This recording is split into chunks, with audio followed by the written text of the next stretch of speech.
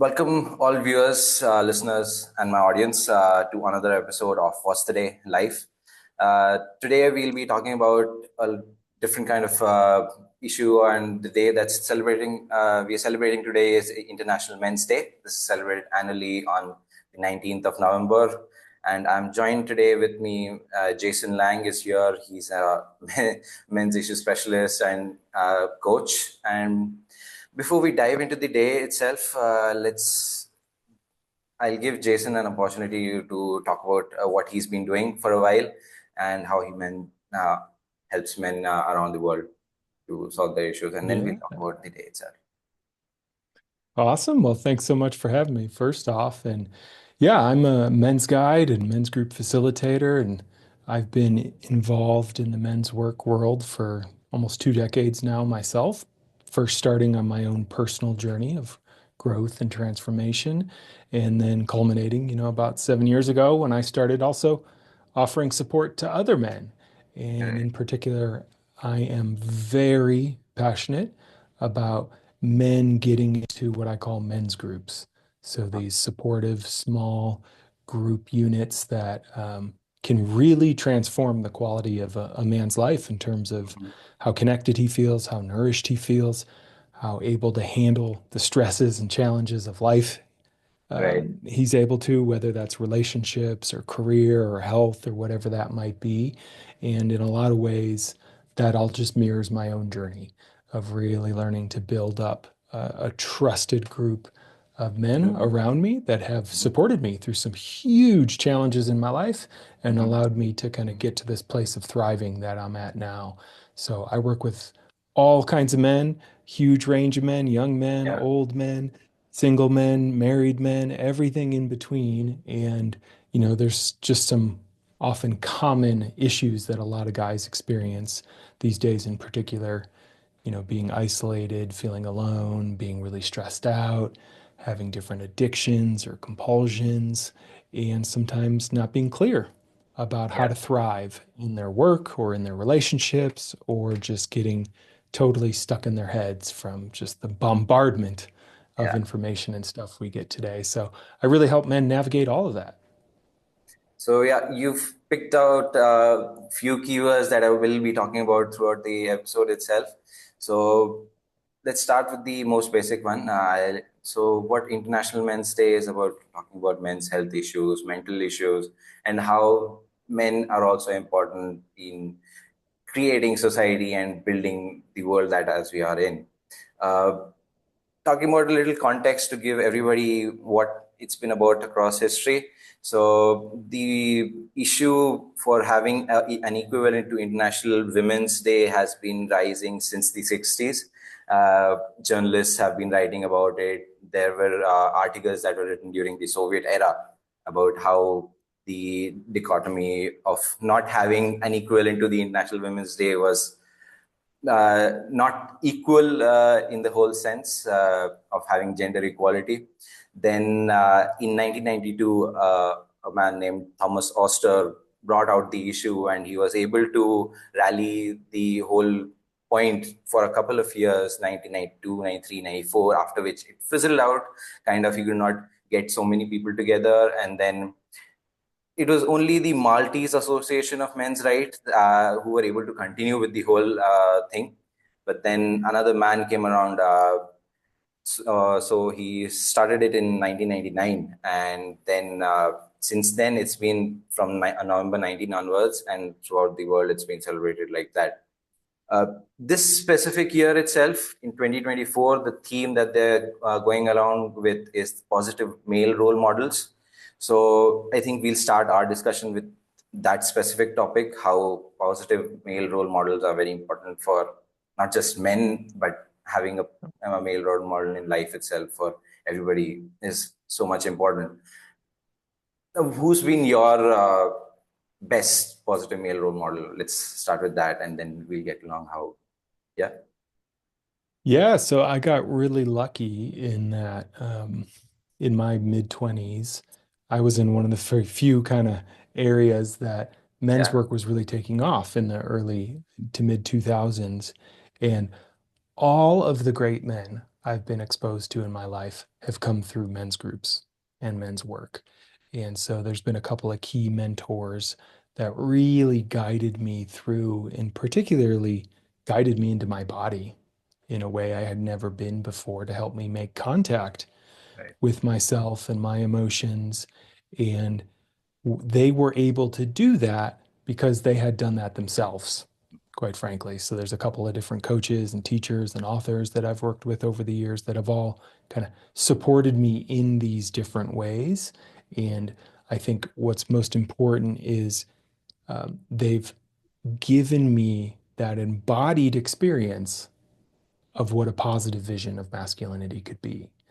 And so this is one of the many reasons I'm such a big fan of men's groups is because when we actually physically get our bodies around Mhm. other men, and particularly other men who have done their inner Mhm. work, done their work to create peace and health and thriving in their body and their nervous systems, we can feel it. And so, as I Mhm. like to say, masculinity is this transmission, and healthy, positive masculinity is actually quite relaxed. So I Right. had these experiences in my 20s of going and sitting around circles. And I remember there was one mentor, my mentor Robert, um, that I was like maybe 26, I think. And he was probably in his late 50s, 60s at the time. And he was doing some work with us. And I remember thinking in my head, wow, that's what I want to be when I grow up. Right. And right, this thing we often kind of think about when we're kids, and it wasn't about his occupation, it wasn't about how much money he was making. It was about how I was experiencing his presence in the room. Mhm. He was deep, he was grounded, he was relaxed, he was still powerful, he was feeling deeply. He wasn't a dick, he wasn't contracted, he wasn't trying to control people. Yeah. And so just by being around him, I suddenly had a map of, wow, that's where I want to go. So how did you get there? Right? And that's when I started working with him and learning what he had done on his path to get to that place in his body. And that's a man who just completely changed the trajectory of my life. But then, okay, you had the great opportunity, right? There's one opportunity that people have. I mean, not all people, but a positive role model in the family itself. How important Mhm. is that, and how can it turn your life around if the male role model that you ought to be looking to in the family is not what he should be for you? Yeah, How? this is a huge problem. I think it's a big root of a lot of the men I work with and that get attracted to the work I'm doing is they never had that. Mhm. They never had a safe, grounded, positive masculine role model around them. Uh, you know, best case, their father maybe was just absent, Mhm. just wasn't around a lot or worked a lot, so just wasn't very present. Worst case, sometimes fathers are quite volatile, emotionally abusive, physically abusive. I've seen the whole gamut. And when we don't have that positive role model, we're not sure what to grow into. And that causes a lot of challenges for us men. And I think it's why we're seeing this tidal wave now of what I call men's work and men's groups, and this idea that by spending time around healthy men, we can start to kind of reformat ourselves in these Right. ways when if we didn't get it in the household. The other thing I'll note that's really important um, is that when it comes to like masculine role models in particular, it's off, can't think of it off the top of my head here, but there was actually a really great research study that was done that showed that all it really takes is a couple interventions, Mhm. meaning like it's great if you have someone around and present in the daily aspects of your life, but they've shown that literally the trajectory of a young boy's life can be changed by just a couple of interventions by a loving uncle, father, coach, teacher, somebody that just steps in Mhm. and really gets real with the kid and supports them and says, hey, Yeah. I see what you're doing. I want to help you. Here's some advice or whatever that might be. And that can completely change so much. And I think that's one of the many challenges is just a lot of those structures have started to fall apart. right? There's in the men's work world, there's been a lot of talk since the Yeah. 90s that one of the challenges is boys are mostly raised by women these Mhm. days because fathers are often away at work. It's, changing, but traditionally the schooling system mostly had female teachers, so boys were just mostly being raised by women and didn't have a lot of exposure to healthy, grounded, mature masculine. And that catches up with us. And then in that vacuum, when we Yeah. don't have those role models, our lives can go astray, or we'll start to be attracted to some of the maybe less healthy versions of that Mhm. masculinity that are really kind of jumping up in our culture these days. So really resonates, right? Because I've been lucky to have such positive role models as my father, as my uncle, and other elder males that have been in my family all across. I mean, and the male group, the man group that you've been talking about. One is having the right mixture, right? You have to have peers, and then you have to have people that you can look up to, and probably someone you want to coach or mentor yourself or see grow. So, how do you decide? Okay, and probably coming across such a man could be a thing, right? You might be able to find one, but not always, right? So, how does someone like me, I mean, I'm still 28, under 30, how do I go across and look for the right person that I can look up to? I mean, obviously I have my father Sure. and my uncles who I can look up to, but then somebody who's just going around. Yeah. Some tips that you Well, can give. this is the great, the great news about being alive now is we have more exposure and access than ever Yeah. before because of technologies like this and the internet and podcasts. Mhm. We can start to kind of go out there on the hunt Yeah. before we even meet someone locally. But Yeah. the idea is you want to find people who are embodying something you want to embody yourself, whether that's success in career Mhm. or relationship or in fitness or athletics.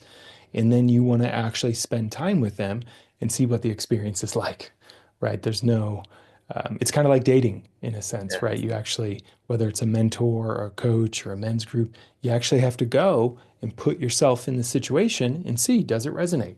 Does this person really work for me? And the great news is, you can start these days by just Googling, men's work or men's groups near me. You can go to meetup.com, Eventbrite.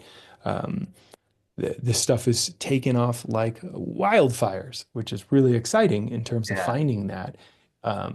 So it takes a little legwork, right, to get out there and try to find it.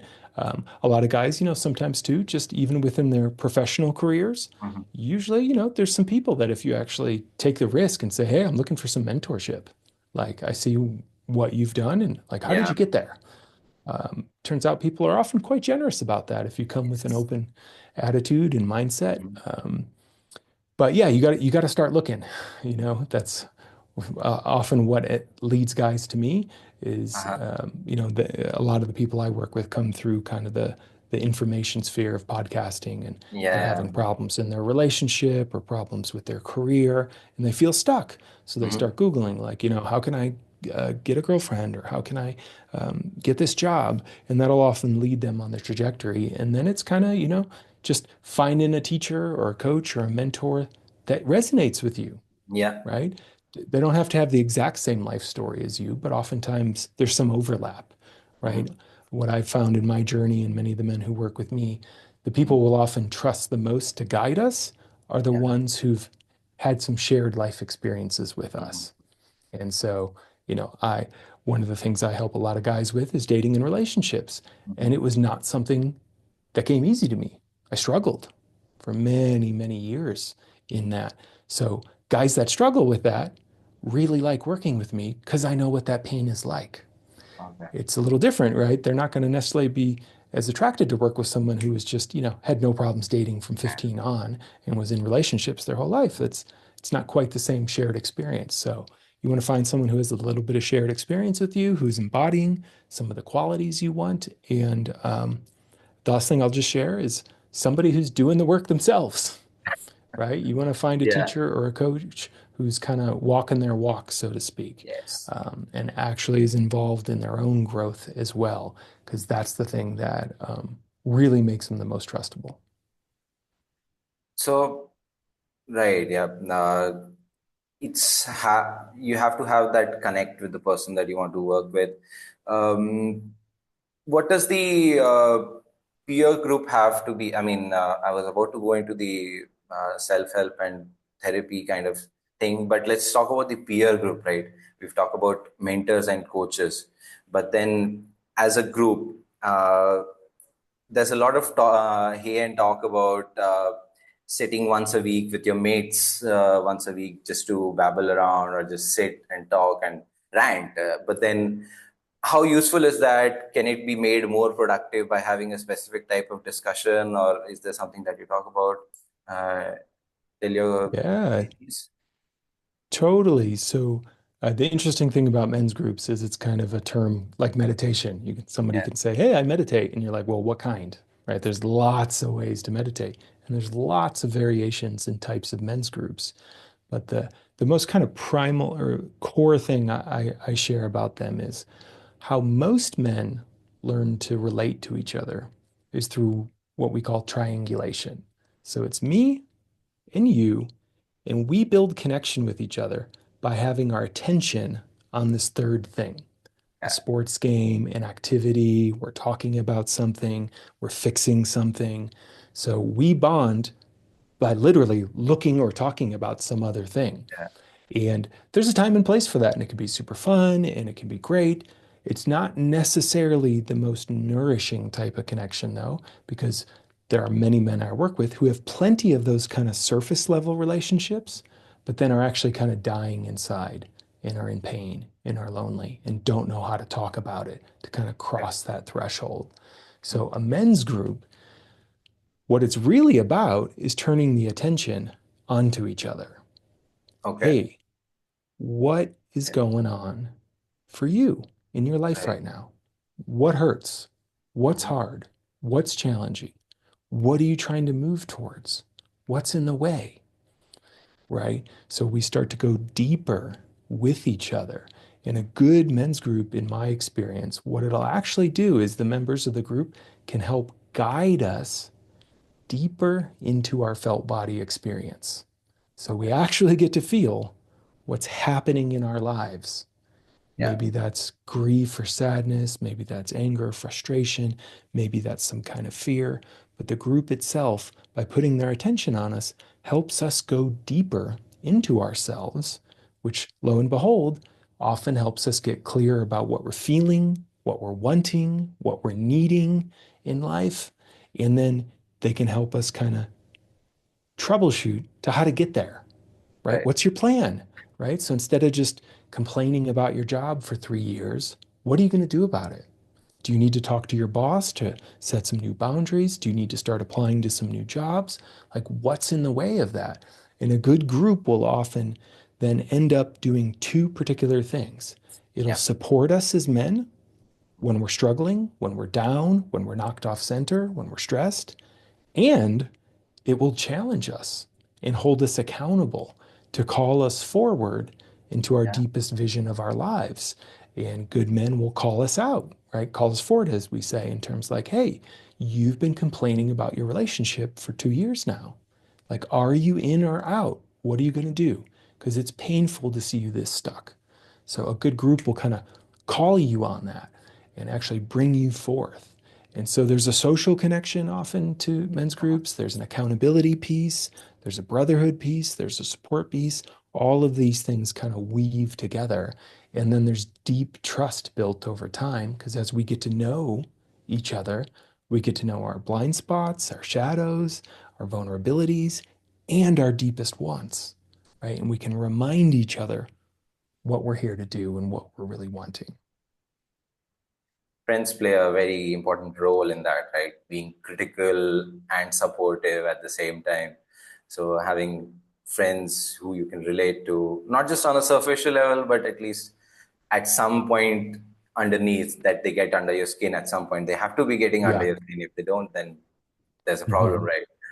Um, how do you look at therapy? Obviously, there's the men's group thing and the men's work Hmm. that's being done, but then we talk also have to talk about mental health issues, right, for men. Yeah. So, how far does this group work, and then when should a man seek therapy? Where do Yeah, you so draw the line? I think every man needs all of it.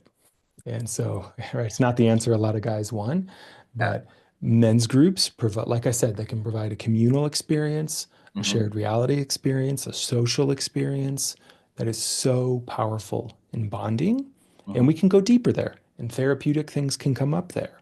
But sometimes things that come up are best suited to go even deeper in one-on-one kind of connections.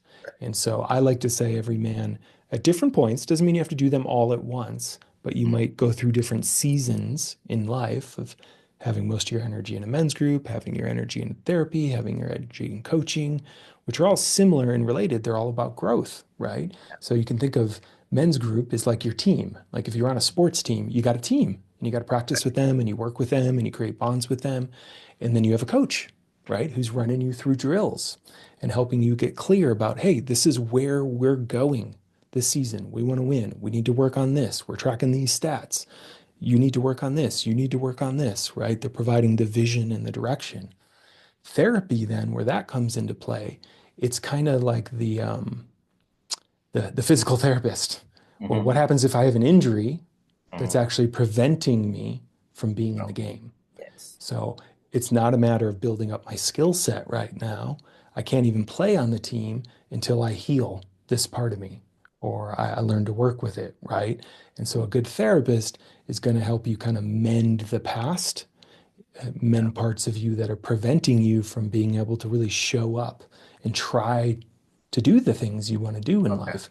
A coach is going to be a little bit more forward focused, helping you with strategy and vision and Hmm. challenging you to do new things and practice whatnot. And then a group, right? Like it's your team, right? You Yeah. need your team who you can play with and bond with and get better at. And we need all three. And, Okay. part of the huge challenge these days, both for men's groups, but particularly for therapy, is, men have this stigma of like, oh, therapy is just for if you're Yeah. broken and there's something wrong with you. And what I say to guys is it's like, we don't just go to the gym when our body's broken.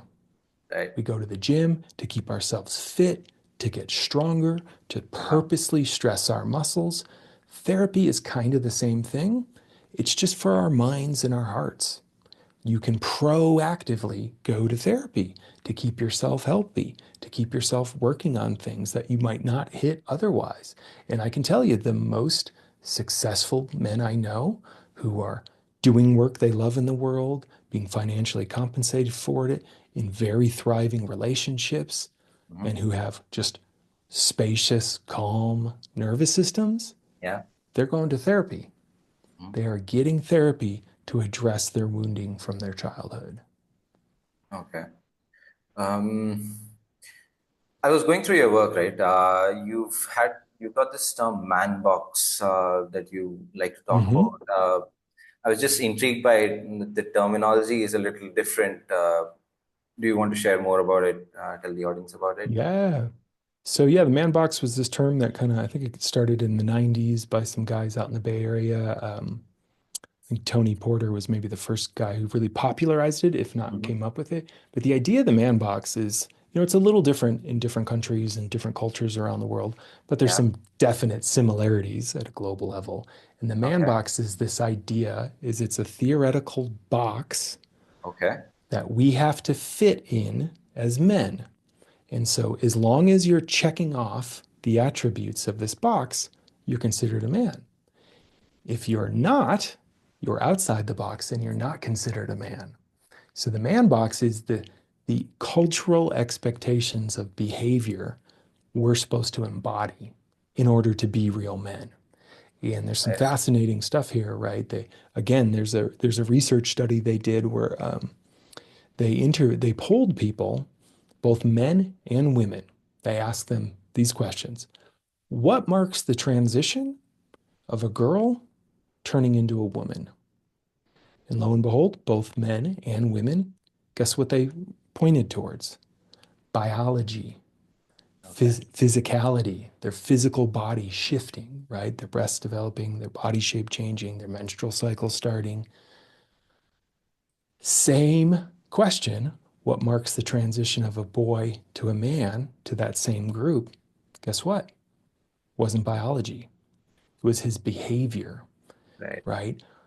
Well, how does he show up in the world? What does he do? How does he take care of himself? How does he serve his community? How does he handle his family? It wasn't based on biology, which is significant because you can be a fully biologically grown man, so to speak, but still be considered a boy, Yeah. right? Oh yeah, he's just a boy. He's not mature. And so the man box is kind of the all the things that mark that. Well, what's the Right. difference between this boy and man in these different cultures? What are the expectations? And just a few like very common ones across the world. Don't cry, don't show emotions, be tough, never ask for help, be a lone wolf, work really hard, right? You can Yeah. start to feel these things um, that we're expected Hmm. to do as men. Another popular, or not popular one, but surprisingly common one is if sex is available to you, you should take it.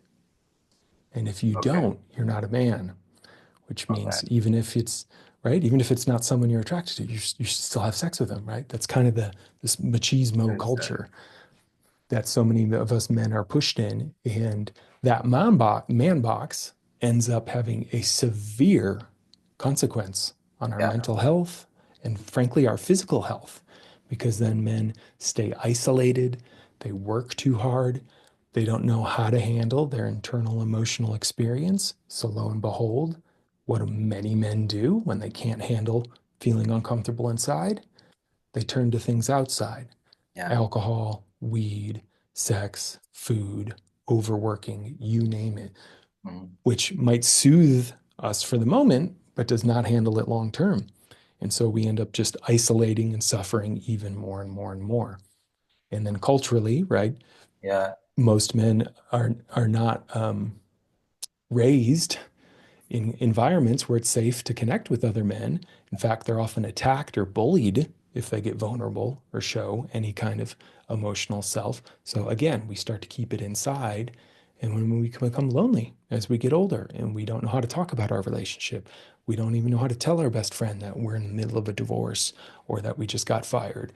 And this stuff catches up with us. And right, part of why days like this are so important, right? The stats are pretty overwhelming. Like male suicide is particularly high in the world. Um, Loneliness has been shown to be just as deadly as Yep. smoking a pack of cigarettes a day or Yeah. being morbidly obese. Your That's right. life, Yes.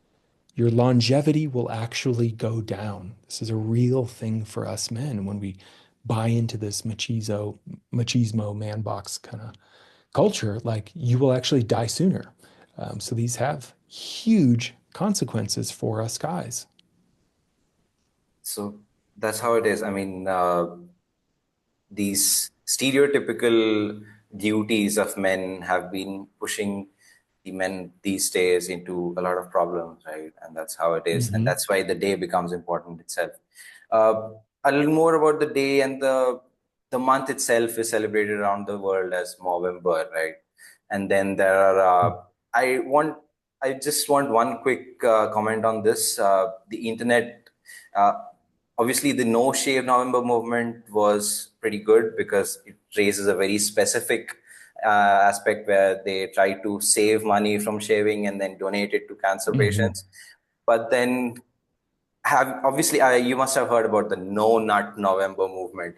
Uh, Hmm. what would be your take on this? I mean, I don't know. Should I call it absurd or Sure. your take Yeah, on yeah. this? I've done this practice before, not necessarily in November. Many men have. It's an ancient practice from various lineages in the world to refrain from ejaculating, essentially, because it has a huge cost for us men biologically. And these days, in particular, it's a way where men can start to take their power back a bit. Mhm. So many men are inundated with Mhm. sexual content these days from a Yeah. young age. We have easy access to pornography. There's sexual content everywhere. And, I've worked with many men who have maybe never gone more than a day or two in 30 or 40 years of their life without ejaculating. Okay. Like it's an actual addiction, and Mm-hmm. it's probably the um, most popular way for men to self-soothe. And in Right. particular, when we're feeling uncomfortable in our nervous system, Mm-hmm. what do we want to do? We want to get rid of that energy. And that's really Yeah. what ejaculation does, is it ejects emotional energy for us.